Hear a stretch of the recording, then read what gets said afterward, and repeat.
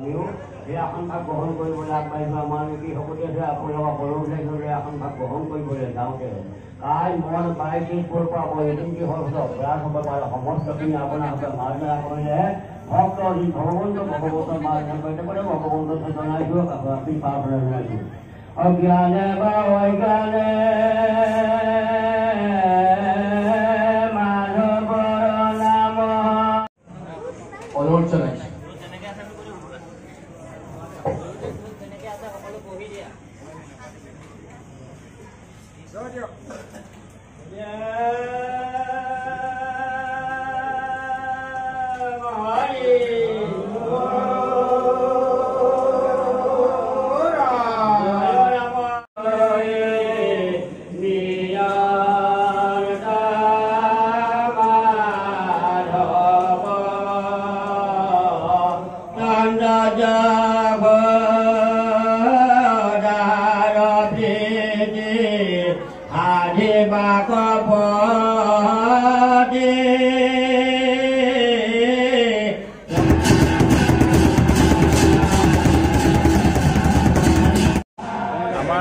জন্মস্থানী লখিমপুৰ মাউতচুক গাঁৱতে আৰু আজি মই আমাৰ যুৱ সমাজৰ লগত থাকি যি এই গীতাপাঠ আৰু যি ভাৱত দৰ্শন যি ভাওনা এই ভাওনাৰ বাবে মই ইয়াত উপস্থিত হৈছোঁহি।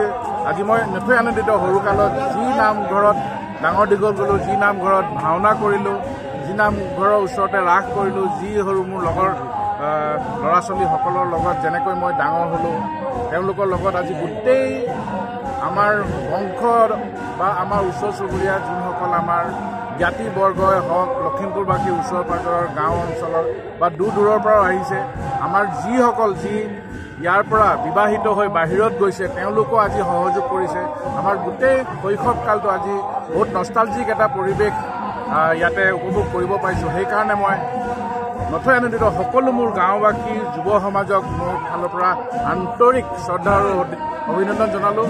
অভিভাৱক হিচাপে যিসকল মোৰ পিতৃতুল্য যিসকল অভিভাৱকে আমাক আজি সকলো যুৱ সমাজক প্ৰত্যেকটো ক্ষেত্ৰতেই দিগদৰ্শন কৰি আহিছে তেওঁলোককো ধন্যবাদ জনাইছোঁ। আই মাতৃসকলে ইয়াতে আমাৰ নাই কমেও আমাৰ 5,000 পকা মিঠৈ লাড়ু পিঠা চব স্থানীয়ভাৱে আয়োজন কৰিছে আৰু লখিমপুৰবাসীক সকলোকে কাইলৈ আমাৰ যি ভাওনা এই কলি যুগৰ লগত জড়িত হোৱা এখন ভাওনা এই ভাওনাখন আমি সকলো ৰাইজক দেখাব বিচাৰিছোঁ।